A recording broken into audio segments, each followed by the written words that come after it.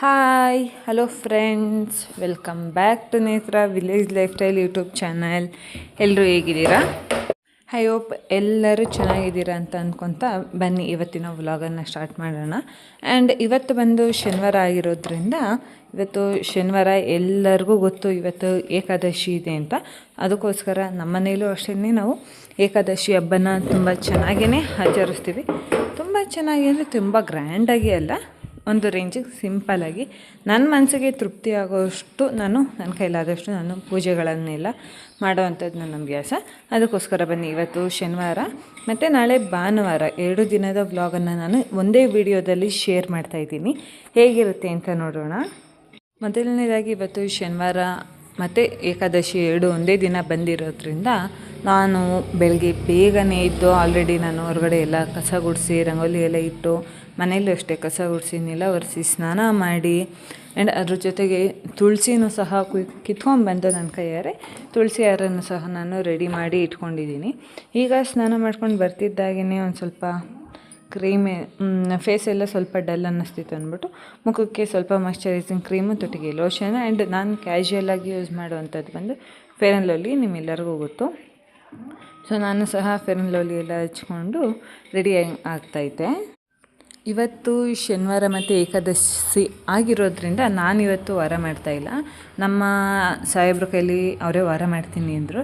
So ಅದಕ್ಕೋಸ್ಕರ ಅವ್ರಿಗೆ ವಾರ ಮಾಡೋದಕ್ಕೆ ನಾನು ದೇವ್ರ ಮನೆಯೆಲ್ಲ ರೆಡಿ ಮಾಡಿ ಇಟ್ಬಿಟ್ಟು ಈಗ ಸ್ವಲ್ಪ ಎಡೆಗೋಸ್ಕರ ನಾನು ಬಂದು ಒಂಚೂರು ಹಾಲು ಪಾಯಸ ಮಾಡ್ಕೊಳ್ಳೋಣ ಅಂತ ರೆಡಿ ಮಾಡ್ಕೊತಾ ಇದ್ದೀನಿ. ಜೊತೆಗೆ ಅದ್ರ ಪಕ್ಕದಲ್ಲೇ ಮಗಳಿಗೂ ಅಷ್ಟೇ ಹಾಲು ಕಾಯಿಸ್ಕೊಳ್ಳೋಣ ಅಂತ ಇಟ್ಕೊತಾ ಇದ್ದೆ.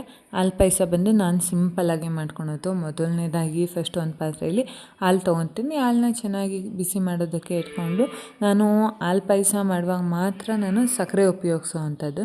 ಇನ್ನು ಕಾಫಿ, ಟೀ, ಬೇರೆ ಯಾವುದೇ ರೀತಿಯಾದಂಥ ಪಾಯಸಗಳನ್ನು ಮಾಡಿದರೆ ನಾನು ಬೆಲ್ಲನೇ ಯೂಸ್ ಮಾಡ್ತೀನಿ.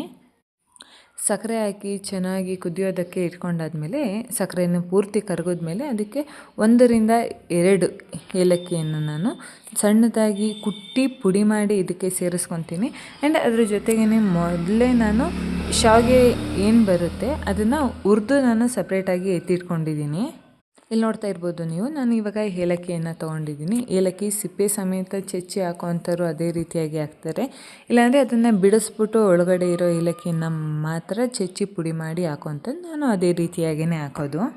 ನಾವು ಯಾವುದೇ ಒಂದು ಸ್ವೀಟ್ ಅಂದರೆ ಎಡೆ ರೂಪಕ್ಕೆ ಆಗಿರ್ಬೋದು, ಅಂದರೆ ಒಂದು ಬೆಲ್ಲದನ್ನ ಮಾಡೋದಕ್ಕೆ, ಪಾಯಸಗಳನ್ನು ಮಾಡೋದಕ್ಕೆ ಏಲಕ್ಕಿಯನ್ನು ಕಂಪಲ್ಸರಿಯಾಗಿ ಹಾಕಬೇಕು. ಸೊ ಆವಾಗ ಅದ್ರದ್ದು ಟೇಸ್ಟ್ ಅನ್ನೋದೇನಿರುತ್ತೆ, ರುಚಿ ಅನ್ನೋದೇನಿರುತ್ತೆ ತುಂಬ ಚೆನ್ನಾಗಿರುತ್ತೆ ಅಂತ ಹೇಳ್ಬೋದು. ಇನ್ನು ಅದಕ್ಕೆ ನಾನು ಶಾವಿಗೆ ಪ್ಯಾಕೆಟು ಎಲ್ಲ ಹಾಕಾದ್ಮೇಲೆ ಸ್ವಲ್ಪ ತುಪ್ಪದಲ್ಲಿ ಹುರಿದಿರೋ ಅಂಥ ದ್ರಾಕ್ಷಿ ಗೋಡಂಬಿನೂ ಸಹ ನಾನು ಅದಕ್ಕೆ ಹಾಕ್ಬಿಟ್ಟು ಉರಿಯನ್ನು ಕಮ್ಮಿ ಮಾಡಿ ಬೇಯ್ತಾ ಇರಲಿ ಅಂತ ಬಿಟ್ಟು ದೇವ್ರ ಮನೆಗೆ ದೇವರು ಪೂಜೆಗೆಲ್ಲ ರೆಡಿ ಮಾಡ್ಕೊಳ್ಳೋಣ ಅಂತ ಬಂದೆ ಇವಾಗ ದೇವ್ರ ಮನೆಗೆ. ನಾನು ಮೊದಲೇ ಕಾಕಡ ಹೂವು ಮತ್ತು ತುಳಸಿಯನ್ನು ಕುಯ್ದು ತೊಗೊಂಡ್ಬಂದು ಅದನ್ನು ಕಟ್ಟಿ ಎತ್ತಿಟ್ಕೊಂಡಿದ್ದೆ. ಅದ್ರ ಜೊತೆ ಇದ್ದಂಥ ಒಂದು ಸ್ವಲ್ಪ ಬಿಡಿ ಹೂವನ್ನು ಸಹ ನಾನಿಲ್ಲಿ ತೊಗೊಂಡಿದ್ದೀನಿ. ಇನ್ನು ನಿನ್ನೆ ಶುಕ್ರವಾರ ನಾನು ಉಪ್ಪಿನ ದೀಪ ಹಚ್ಚಿದ್ನಲ್ಲ, ಅದನ್ನು ಇವತ್ತು ಶನಿವಾರ ಏನು ತೆಗಿಯೋದಿಲ್ಲ. ಅದಕ್ಕೋಸ್ಕರ ಎಲ್ಲ ದೇವ್ರ ಫೋಟೋಗಳಲ್ಲಿ ಇದ್ದಂಥ ಹೂವನ್ನೆಲ್ಲ ತೆಗೆದುಬಿಟ್ಟು ನಾನು ಮತ್ತೆ ಹೊಸದಾಗಿ ಹೂವುಗಳನ್ನೆಲ್ಲ ಇಟ್ಟು ತುಳಸಿಯನ್ನು ಎಲ್ಲ ಅರ್ಪಿಸಿ ದೇವ್ರಿಗೆ ನಾನು ಪೂಜೆ ಮನೆಯನ್ನು ರೆಡಿ ಮಾಡಿ ಕೊಟ್ಟೆ. ಅಷ್ಟರಲ್ಲಿ ಇಲ್ಲಿ ಪಾಯಸನೂ ಸಹ ರೆಡಿಯಾಗಿತ್ತು. ಅದನ್ನು ಸಹ ಎಡೆಗೆ ಒಂದು ಬಟ್ಲಿಗೆ ಹಾಕ್ಕೊಂಡು ತಗೊಂಡೋಗಿ ನಾನು ದೇವ್ರ ಮನೆಯಲ್ಲಿ ಇಟ್ಟು ಬರೋ ಅಷ್ಟರಲ್ಲಿ ನಮ್ಮ ಯಜಮಾನ್ರು ಅಷ್ಟೇ ಸ್ನಾನ ಮಾಡ್ಕೊಂಡು ಬಂದಿದ್ರು. ಅಷ್ಟರಲ್ಲಿ ಆಲೇ ಒಂದು 6:30, 6:45 ಸಹ ಟೈಮ್ ಆಗಿತ್ತು. ಇನ್ನು ನಾನು ದೇವ್ರ ಮನೆಗೆ ಇಟ್ಟು ಬಂದಾದ್ಮೇಲೆ ನಮ್ಮ ಯಜಮಾನ್ರು ಬಂದು ಪೂಜೆ ಮಾಡ್ಕೊಳೋದಕ್ಕೆ ಸ್ಟಾರ್ಟ್ ಮಾಡಿದರು. ನಾನು ಅಷ್ಟರಲ್ಲಿ ಪಕ್ಕದಲ್ಲಿ ನನ್ನ ಮಗಳೂ ಇದ್ದಿದ್ರು ಅಂದ್ಬಿಟ್ಟು ಅವ್ರಿಗೂ ಒಂದು ಸ್ವಲ್ಪ ಸಮಾಧಾನ ಮಾಡಿಕೊಂಡು ಅವ್ರಿಗೂ ಹಾಲು ಕುಡಿಸ್ಕೊಂಡು ಸ್ವಲ್ಪ ಮೈಂಡ್ನ ಫ್ರೆಶ್ ಅಪ್ ಆಗಲಿ ಅಂದ್ಬಿಟ್ಟು ಕರ್ಕೊಂಬಂದು ದೇವ್ರ ಮನೆಯಲ್ಲೇ ನಿಲ್ಲಿಸಿದ್ದೆ. ಸೊ ಪೂಜೆಗಳನ್ನೆಲ್ಲ ಅವರು ನೋಡಲಿ ಅಂದ್ಬಿಟ್ಟು ಅಲ್ಲೇ ನಿಂತ್ಕೊಂಡು ಅವ್ರ ಅಪ್ಪನ ಜೊತೆ ಅವರಪ್ಪ ಪೂಜೆ ಮಾಡ್ತಾಯಿದ್ರು, ಇವರು ಪೂಜೆ ನೋಡ್ತಾಯಿದ್ರು ಪಕ್ಕದಲ್ಲಿ.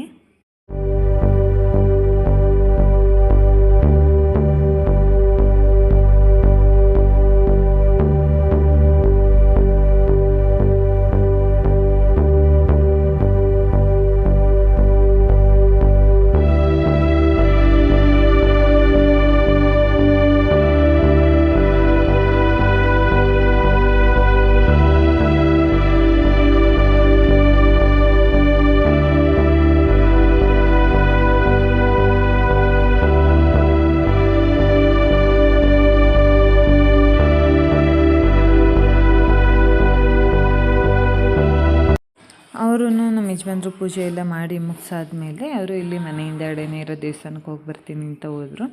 ಅಷ್ಟರಲ್ಲಿ ನಾನು ಬಂದು ಕೂತ್ಕೊಂಡು 5 ನಿಮಿಷ ಜ್ಞಾನ ಮಾಡಿ ಪೂಜೆ ಎಲ್ಲ ಮಾಡಿ ದೇವ್ರಿಗೆ ಎಡೆಯನ್ನೆಲ್ಲ ನಾನು ಸಮರ್ಪಿಸ್ಬಿಟ್ಟು ಇನ್ನು ಮುಂದೆ ಆಗಬೇಕಾಗಿರೋಂಥ ಕೆಲಸಗಳನ್ನೆಲ್ಲ ನೋಡ್ಕೊಳ್ಳೋಣ ಅಂತ ಬಂದೆ.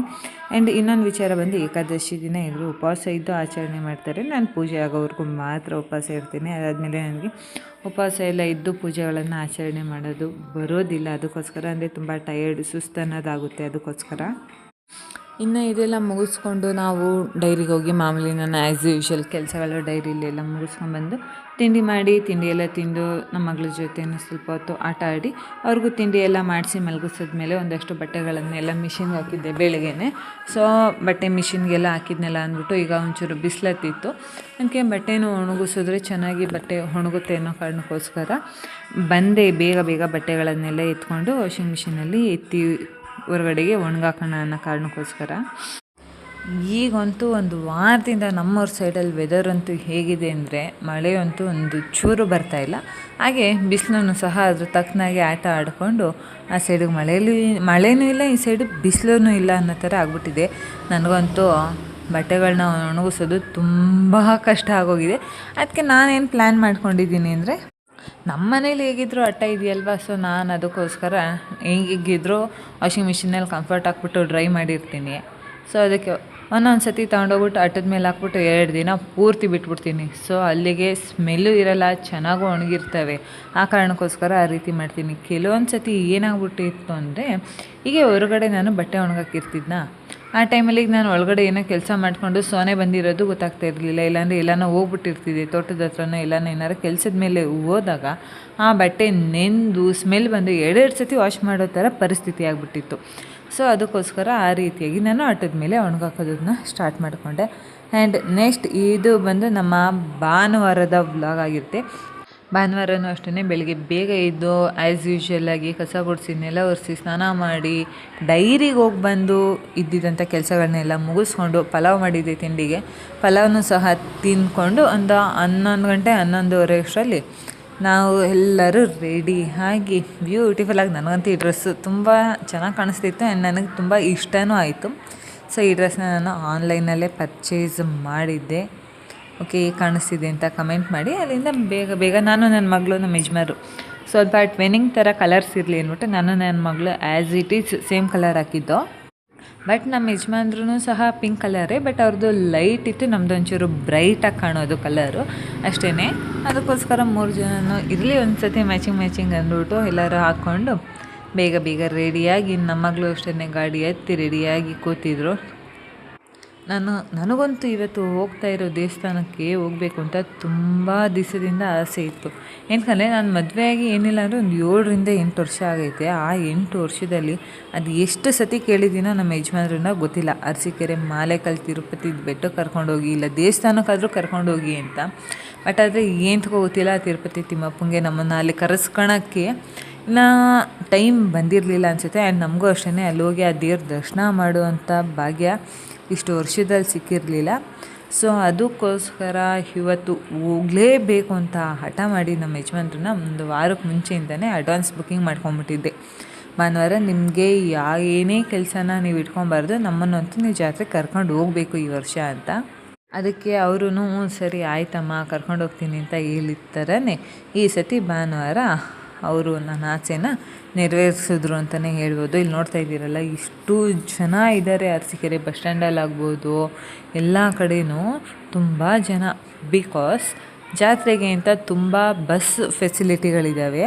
ಅದಕ್ಕೋಸ್ಕರ ತುಂಬ ಜನ ಬಸ್ಸಲ್ಲಿ ಬರೋವಂಥವರೆಲ್ಲ ಬಸ್ ಫುಲ್ ರಶ್ ಆಗಿರುತ್ತೆ. ಆ್ಯಂಡ್ ನಾವು ಇನ್ನು ಬೆಟ್ಟಕ್ಕೊಂದು 2 ಕಿಲೋಮೀಟ್ರ್ 3 ಕಿಲೋಮೀಟ್ರ್ ಐತಂತೆ. ನೀವು ನೋಡ್ತಾ ಇರ್ಬೋದು ಎಷ್ಟು ಗಾಡಿಗಳು ಹೋಗ್ತಾ ಇದ್ದಾವೆ ಅಂತ. ತುಂಬ ಗಾಡಿಗಳು, ಟ್ರಾಫಿಕ್ ಅಂತೂ ಏನಿಲ್ಲ ಅಂದರೂ ಒಂದು 2 ಕಿಲೋಮೀಟ್ರಿಂದನೇ ತುಂಬ ಟ್ರಾಫಿಕ್ ಇತ್ತು. ಸೊ ಅದಕ್ಕೋಸ್ಕರ ಗಾಡಿನೂ ಅಷ್ಟೇ ಫುಲ್ ಬೆಟ್ಟದವರೆಗೂ ಎಲ್ಲೂ ಬಿಡ್ತಾಯಿಲ್ಲ. ದೇವಸ್ಥಾನದವ್ರಿಗೂ ಮಿನಿಮಮ್ ಅಂದರೂ 1 ಕಿಲೋಮೀಟ್ರ್ ಹಿಂದೆಯೇ ನಾವು ಗಾಡಿಗಳನ್ನೆಲ್ಲ ಪಾರ್ಕ್ ಮಾಡಿಬಿಡ್ಬೇಕು. ಬಿಕಾಸ್ ಯಾಕಂದರೆ ಇಷ್ಟು ಗಾಡಿಗಳು ಒಳಗಡೆ ಹೋಗ್ಬಿಟ್ರೆ ಬರೋ ಅಷ್ಟರಲ್ಲಿ ಅಲ್ಲೇ ಲಕ್ಷಾಂತರ ಜನಗಳಿದ್ದಾರೆ. ಇನ್ನು ಅದರಲ್ಲಿ ಇಷ್ಟು ಗಾಡಿಗಳನ್ನ ಬಿಟ್ಟರೆ ಹೇಗೆ? ಇಲ್ಲಿ ಹಾಗೆ ಹೋಗ್ತಾ ಹಿಂದೆಡೆ ಬರ್ತಾ ಇದ್ದಿದ್ದು ಬಸ್ಸೂ ಅಷ್ಟೇ ಸ್ವಲ್ಪ ಕ್ಲೀನಾಗಿ ಗಾಡಿ ಓಡಿಸ್ಕೊಂಬರ್ತಾ ಇರಲಿಲ್ಲ. ಆ ಕಡೆ ಈ ಕಡೆ ಎಳ್ದಾಡೋದನ್ನು ಸಹ ತುಂಬ ಜಾಸ್ತಿ ಮಾಡ್ತಾಯಿದ್ರು. ಅದಕ್ಕೋಸ್ಕರ ಅಷ್ಟೇ ಇಲ್ಲಿ ಎದುರುಗಡೆಯವ್ರನ್ನ ಒಂದು ಸ್ವಲ್ಪ ಹಾಗೆ ಫ್ರೆಂಡಾಗಿ ಮಾತಾಡಿಸ್ಕೊಂಡು ಬರ್ತಾಯಿದ್ರು. ನಾವು ಅಲ್ಲಿಂದ ಬರ್ತಿದ್ದಾಗೇ ಇನ್ನೂ 1 ಕಿಲೋಮೀಟ್ರ್ ಇದ್ದಾಗೇ ಹಿರಿಯೂರು ರೋಡ್ ಅನ್ನೋದು ಎಲ್ರಿಗೂ ಗೊತ್ತಿರುತ್ತಲ್ಲ. ಸೊ ಆ ರೋಡಲ್ಲೇ ಪಾರ್ಕಿಂಗ್ ಪ್ಲೇಸ್ಗಳಿಗೆ ನಮಗೆ ಅಲಾಟ್ ಮಾಡಿಬಿಟ್ಟಿದ್ರು. ಸೊ ಎಲ್ಲ 2 ವೀಲರ್ ಗಾಡಿಗಳನ್ನೇ ಆಗ್ಬೋದು, 4 ವೀಲರ್ ಎಲ್ಲ ಗಾಡಿಗಳನ್ನೂ ಇಲ್ಲೇ ಪಾರ್ಕ್ ಮಾಡಬೇಕಿತ್ತು. ನಾವು ಅದಕ್ಕೋಸ್ಕರ ಗಾಡಿನ ಇಲ್ಲಿ ಬಂದು ಪಾರ್ಕ್ ಮಾಡಿಬಿಟ್ಟು ಬೆಟ್ಟದ ಕಡೆ ಕಾಲ್ನಡಿಗೆಯಲ್ಲೇ ಹೊರಟಿದ್ದೋ. ನಾನಂತೂ ಈ ಕಡೆಯಿಂದ ಹೋಗುವಾಗ ಎಷ್ಟು ಅಂಗಡಿಗಳಿದ್ದಾವೆ, ಎಲ್ಲ ಅಂಗಡಿಗಳನ್ನೂ ನೋಡಿಕೊಂಡು ಆ ಕಡೆಯಿಂದ ಬರುವಾಗ ಅದನ್ನು ತೊಗೊಳೋಣ, ಇದನ್ನು ತೊಗೊಳೋಣ, ಮನೆಗೆ ಒಂದಷ್ಟು ಡೆಕೋರೇಷನ್ ಐಟಮ್ಸ್ ತೊಗೊಳ್ಳೋಣ, ಬ್ಯಾಗ್ ತೊಗೊಳ್ಳೋಣ. ನನ್ನ ಮಗಳಂತೂ ಅದು ಬೇಕು ನನಗೆ, ಆಟ ಸಾಮಾನು, ಇದು ಬೇಕು ನನಗೆ ಆಟ ಸಾಮಾನು ಅಂತ ಕೇಳ್ತಾಯಿದ್ರು. ಸೊ ಓಕೆ ಮಗಳೇ, ನೀನು ತೊಗೊಂಡು ನಾವು ಈ ಸತಿ ಎಲ್ಲ ತೊಗೊಳ್ಳೋಣ ಅಂತ ಹೇಳ್ಬಿಟ್ಟು ಅಲ್ಲಿಂದ ಸೀದಾ ನಾವು ನಡ್ಕೊಂಡು ದೇವಸ್ಥಾನದ ಹತ್ರ ಬಂದು ರೀಚ್ ಆಗ್ತಿದ್ದಾಗೆ ತುಂಬ ಜನ ಇದ್ದರು. ಬಟ್ ಓಕೆ, ನಮ್ಮ ಕೈಲಾದಷ್ಟು ನಾವು ಪ್ರಯತ್ನ ಮಾಡೋಣ ದೇವ್ರ ದರ್ಶನಕ್ಕೆ ಅಂತ ನಾವು ಹೊರಟು. ಹಾಗೆ ಕ್ಯೂ ಅಲ್ಲಿ ಬರ್ತಿದ್ದಾಗೇ ಒಳಗಡೆ ಅಂತೂ ನೋಡ್ಬೋದು, ಇನ್ನು ಕಾಲು ಭಾಗನೂ ಬಂದಿಲ್ಲ ಅಂದ್ಕೊಳ್ಳಿ. ನಾವು ಕ್ಯೂ ಸ್ಟಾರ್ಟ್ ಆಗ್ತಾ ಇರೋದೇ ಇಲ್ಲಿಂದ. ಎಷ್ಟು ಜನ ಇದ್ದಾರೆ ಅಂದರೆ ನಾನಂತೂ ಒಂದು ಚೂರು ಗೆಸ್ಸು ಸಹ ಮಾಡಿರಲಿಲ್ಲ ಇಷ್ಟು ಜನ ಇರ್ತಾರೆ ಇವತ್ತು ದೇವಸ್ಥಾನದಲ್ಲಿ ಅಂತ. ಸೊ ತಿರುಪತಿ ತಿಮ್ಮಪ್ಪನೂ ಒಂದೇ, ಇಲ್ಲಿರುವಂಥ ಚಿಕ್ಕ ತಿರುಪತಿನೂ ಒಂದೇ. ಅಲ್ಲಿಗೆ ಎಷ್ಟು ಜನಕ್ಕೆ ಹೋಗೋಕ್ಕಾಗಲ್ಲ, ಅವರೆಲ್ಲರೂ ಇಲ್ಲೇ ಬಂದು ದರ್ಶನ ಮಾಡ್ಕೊಬೇಕು ಅನ್ನೋದು ತುಂಬ ಜನದ ಆಸೆ ಆಗಿರುತ್ತಲ್ವ. ಅದಕ್ಕೋಸ್ಕರ ತುಂಬ ಜನ ಇದ್ದರು. ಸೊ ಅದರಲ್ಲಿ ನಮ್ಮದು ಅಷ್ಟೇ ಒಂದು ಸಣ್ಣ ಪುಟ್ಟ ಆಸೆಯಾಗಿ ನಮಗೂ ಸಹ ಇದರಿಂದ ನಾವು ಸಹ ಬಂದಿದ್ದೋ. ಹಾಗೆ ಅಲ್ಲಿ ನಾಮ ಬೆಳೆಯೋರು ಸಹ ಲೈನ್ಗೂ ಒಂದೊಂದು ಲೈನ್ಗೂ 1-2-3 ಜನ ಇರ್ತಾಯಿದ್ರು. ಅದಕ್ಕೆ ನಮ್ಮ ಮಗಳಿಗೂ ಆ ಥರ ಎಲ್ಲನೂ ದೇವಸ್ಥಾನಕ್ಕೆ ಹೋದಾಗ ಆ ಥರ ನಾಮ ಇಡಿಸ್ಬೇಕು ಅನ್ನೋದು ತುಂಬ ದಿವಸದಿಂದ ಆಸೆ ಇತ್ತು. ಬಟ್ ಆದರೆ ಈ ಸತಿ ಇಲ್ಲಂತೂ ನೆರವೇರ್ತು. ಹೇಗನ್ನಿಸ್ತು ಅಂತ ನಿಮಗೂ ಹೇಳಿ. ಆ್ಯಂಡ್ ಅದಾದಮೇಲೆ ಅಲ್ಲಿಂದ ದೇವಸ್ಥಾನದ ಒಳಗಡೆ ಹೋದೋ ನಾವು. ಬಟ್ ಅಲ್ಲಿ ಇದ್ದಿದ್ದು ಕ್ಯೂ ನೋಡ್ಬಿಟ್ಟು ನಮಗಂತೂ ರಿಟರ್ನ್ ಬರೋ ಅಷ್ಟರಲ್ಲಿ ಸಂಜೆ ಆಗಿಬಿಡುತ್ತೆ ಅಂತ ಗೊತ್ತಾಯಿತು. ಅದಕ್ಕೆ ನಾವು ಇಲ್ಲ ಬೇಡ ಅಂತ ಹೇಳ್ಬಿಟ್ಟು ಹಾಗೆ ದೇವಸ್ಥಾನ ಸುತ್ತ ಒಂದು ರೌಂಡು ಬಂದುಬಿಟ್ಟು ಅಲ್ಲಿದ್ದಿದ್ದು ಪೊಲೀಸವ್ರಿಗೆ ನಾವು ಹೇಳಿ ಕನ್ವಿನ್ಸ್ ಮಾಡಿ ಅಲ್ಲಿಂದ ನಾವು ಹೊರಗಡೆ ಬಂದು ಹಾಗೆ ದೇವಸ್ಥಾನದಿಂದ ನಾವು ಎಕ್ಸಿಟ್ ತೊಗೊಳುವಾಗ ನನಗೆ ತುಂಬ ದಿವಸದಿಂದ ಆಸೆ ಇತ್ತು ನನಗೆ ಭಗವದ್ಗೀತೆ ನಾನು ತೊಗೊಬೇಕು ಅಂತ. ಬಟ್ ಆದರೆ ಅನ್ಫಾರ್ಚುನೇಟ್ಲಿ ಅದು ನನಗೆ ಏನಕ್ಕೆ ನನಗೆ ತೊಗೊಳಕ್ಕಾಗಿರಲಿಲ್ಲ ಅಂತ ಕಾರಣಗಳು ಮಾತ್ರ ಗೊತ್ತಿಲ್ಲ. ಬಟ್ ಆದರೆ ಇವತ್ತು ನಾನು ಎಕ್ಸ್ಪೆಕ್ಟ್ ಮಾಡೇ ಇರಲಿಲ್ಲ ಇಲ್ಲಿ ನನಗೆ ಸಿಗುತ್ತೆ ಅನ್ನೋದು. ನನಗೆ ಅಲ್ಲಿ ಹೋಗ್ತಿದ್ದಾಗೇ ಭಗವದ್ಗೀತೆ ನೋಡಿ ತೊಗೊಬೇಕು ಅಂತ ತುಂಬ ಆಸೆಯಾಗಿ ಹೋದೆ. ನಿಜವಾಗ್ಲೂ ಎಲ್ಲ ಒಂದೇ ₹1 ಸಹ ನಾನು ಕ್ಯಾಶ್ ತೊಗೊಂಡು ಹೋಗಿರಲಿಲ್ಲ. ಉಂಡಿಗೆ ಹಾಕಕ್ಕೆ ಬೇಕಾಗುತ್ತೆ ಅಂತ ಸ್ವಲ್ಪ ಚಿಲ್ಲರೆ ಅಮೌಂಟ್ಗಳನ್ನು ಒಂದು 50, ಒಂದು ₹100-200 ಇಟ್ಕೊಂಡಿದ್ದೆ ಅಷ್ಟೇ. ಅದನ್ನು ಬಿಟ್ಟು ಇನ್ನೆಲ್ಲ ಫೋನ್ಪೇಲಿ ಇದೆಯಲ್ಲ ಮಾಡ್ಕೊಬೋದು ಅಂತ ಹೋದರೆ ಅಲ್ಲಿ ಒಂದೇ ಒಂದು ಚೂರೂ ಸಹ ನೆಟ್ವರ್ಕ್ ಇರಲಿಲ್ಲ. ಬಟ್ ಆದರೆ ಅವರು ನನ್ನನ್ನು ಟ್ರಸ್ಟ್ ಮಾಡಿ ಅವ್ರ ನಂಬರ್ ನನಗೆ ಕೊಟ್ಟಿದ್ದರು. ನಾನು ಅಷ್ಟೇ ನನ್ನ ನಂಬರ್ನ ಅವ್ರಿಗೆ ಕೊಟ್ಟು ಬಂದಿದ್ದೆ, ಬೈ ಮಿಸ್ಸಾಗಿ ಪೇಮೆಂಟ್ ಏನಾರು ಆಗಿಲ್ಲ ಅಂದರೆ ಈ ನಂಬರಿಗೆ ಕಾಲ್ ಮಾಡಿ ಅಂತ. ಬಟ್ ಆದರೆ ಬುಕ್ನಂತೂ ಅವ್ರು ನನ್ನ ಮೇಲೆ ಪೂರ್ತಿ ನಂಬಿಕೆ ಇಟ್ಟು ನನಗೆ ಕೊಟ್ಟರು. ನನಗಂತೂ ತುಂಬ ಖುಷಿ ಆಯಿತು. ನಾನು ದೇವಸ್ಥಾನದಿಂದ ಈಚೆ ಬರ್ತಿದ್ದಾಗೇ ಪೇಮೆಂಟ್ ಮಾಡೋದಕ್ಕೆ ಟ್ರೈ ಮಾಡಿದೆ, ಬಟ್ ಆಗಲಿಲ್ಲ. ಆವಾಗ ನನಗೆ ಅರ್ಥ ಆಯಿತು ಅಲ್ಲಿ 5G ನೆಟ್ವರ್ಕ್ ಸಹ ಸಿಕ್ಕಿದ್ರೂ ಅಲ್ಲಿ ಒಂದು ಚೂರೂ ಸರ್ವರ್ ವರ್ಕ್ ಆಗ್ತಾಯಿಲ್ಲ. ಬಿಕಾಸ್ ಏನಿಲ್ಲಾಂದ್ರೂ ಅಷ್ಟು ಲಕ್ಷ ಜನಗಳಲ್ಲಿ ಎಲ್ಲಿಂದ ವರ್ಕ್ ಆಗುತ್ತೆ ಹೇಳಿ ಸರ್ವರು. ಅಲ್ಲಿ ಹೋಗಿರೋರಿಗೆ ಮಾತ್ರ ಗೊತ್ತಿರುತ್ತೆ ಅಲ್ಲಿನ ಪರಿಸ್ಥಿತಿ ಹೇಗಿತ್ತು ಅಂತ. ಸೊ ಅದೇ ರೀತಿಯಾಗಿ ನಾವು ಬೇರೆ ಶಾಪಿಂಗ್ನೂ ಸಹ ಏನು ಮಾಡೋದಕ್ಕಾಗಲಿಲ್ಲ. ನಾವು ಅಲ್ಲಿ ದೇವರೇ ಇನ್ನೊಂದು ಸತಿ ಯಾವಾಗಾದರೂ ಬಂದು ನಿನ್ನ ದರ್ಶನ ಮಾಡ್ಕೊಂಡು ಹೋಗ್ತೀವಪ್ಪ ಅಂತ ಹೇಳ್ಬಿಟ್ಟು ಈಚೆ ಕಡೆಯೇ ಕರ್ಪೂರ ಹಚ್ಬಿಟ್ಟು ಅಲ್ಲಿಂದ ನಾವು ಸೀದಾ ಮತ್ತೆ ಹೊರಗಡೆ 1 ಕಿಲೋಮೀಟರ್ ನಡ್ಕೊಂಡು ಬರ್ತಿದ್ದಾಗೇ ನಮ್ಮ ಯಜಮಾನ್ರನ್ನ ಹೇಳಿದೆ, ನನ್ನ ಕೈಲಂತೂ ಇನ್ನು ನಡೆಯೋದಕ್ಕಾಗಲ್ಲ, ನೀವೇ ಹೋಗಿ ಗಾಡಿ ತೊಗೊಂಬನ್ನಿ ಅಂತ. ಸೊ ಅವರು ಗಾಡಿ ತರೋದಕ್ಕೆ ಹೋಗಿದ್ರು. ನಾನು ನನ್ನ ಮಗಳು ಇಲ್ಲೇ ರೋಡಲ್ಲಿ ಹಿರಿಯೂರು ಟರ್ನ್ ಆಗೋವಂಥ ರೋಡಲ್ಲಿ ಇಲ್ಲೇ ನಿಂತಿದ್ದೋ. ಇನ್ನು ನಮ್ಮ ಯಜಮಾನ್ರು ಬರ್ತಿದ್ದಾಗೇ ನಾವು ಗಾಡಿ ಎತ್ಕೊಂಡು ಅರಸೀಕೆರೆ ಕಡೆ ರಿಟರ್ನ್ ಆಗಿ ಹೊರಟು. ಅರಸೀಕೆರೆಗೆ ಬರ್ತಿದ್ದಾಗೇ ನೆಟ್ವರ್ಕ್ ಸಿಕ್ತು. ಸೊ ನಾನು ಅವ್ರಿಗೆ ಅಮೌಂಟ್ ಪೇ ಮಾಡಬೇಕಾಗಿದ್ದಿದ್ದು ಅಮೌಂಟ್ನ ಸಹ ಪೇ ಮಾಡಿ ನಾವು ಮನೆ ಕಡೆ ಹೊರಟು. ನನಗಂತೂ ತುಂಬ ಸ್ಯಾಟಿಸ್ಫ್ಯಾಕ್ಷನ್ ಆಗಿದ್ದ ವಿಚಾರ ಅಂದರೆ ಅದೇ, ನನ್ನ ಆಸೆ ಸಂಪೂರ್ಣ ಆಗಿದ್ದಂತೂ ಇಲ್ಲೇ ಅಂತಲೇ ಹೇಳ್ಬೋದು. ಅದಕ್ಕೋಸ್ಕರ ಸೊ ಇದಾಗಿತ್ತು ನಮ್ಮ ಜಾತ್ರೆಯ ವಿಶೇಷ ದಿನದ ವ್ಲಾಗ್. ಮತ್ತು ನಾವು ಯಾವ ರೀತಿಯಾಗಿ ಏಕಾದಶಿಯನ್ನು ಸೆಲೆಬ್ರೇಟ್ ಮಾಡಿದ್ವಿ ಅನ್ನೋದು ನಿಮ್ಗೆ ಗೊತ್ತಿರುತ್ತೆ. ಅಲ್ಲಿಂದ ನಾವು ಸೀದಾ ಜೇನುಕಲ್ ಸಿದ್ದೇಶ್ವರ ಬೆಟ್ಟಕ್ಕೆ ಬಂದು ಇಲ್ಲೂ ಸಹ ಪೂಜೆ ಮಾಡಿಸ್ಕೊಂಡು ಇಲ್ಲೇ ಪ್ರಸಾದ ಸಿಕ್ತು ನಮಗೆ. ಸೊ ಪ್ರಸಾದನ ನಾವು ಊಟ ಮಾಡಿಕೊಂಡು ಸೀದಾ ಮನೆ ಕಡೆ ಬಂದು. Thank you for watching.